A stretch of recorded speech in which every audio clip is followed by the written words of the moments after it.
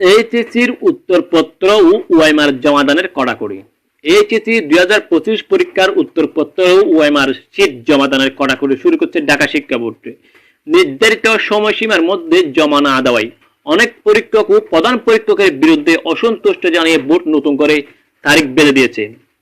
বিজ্ঞপ্তিতে জানানো হয়েছে, উপযুক্ত বিষয়ের প্রেক্ষিতে জানানো যাচ্ছে যে সকল পরীক্ষক তাদের নির্ধারিত তারিখের মধ্যে প্রধান পরীক্ষকের নিকট এইচএসসি পরীক্ষা 2025 এর উত্তরপত্রের মূল্যায়ন করে জমা দেননি, তাদেরকে আগামীকাল 9 তারিখ 9 মাস 2025 তারিখের মধ্যে জমা দেওয়ার জন্য অনুরোধ করা হলো।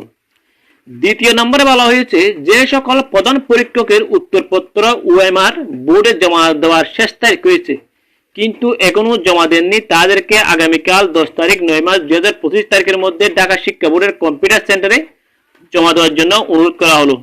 বিষয়টি অতি জরুরি বলে জানিয়েছে শিক্ষা বোর্ড।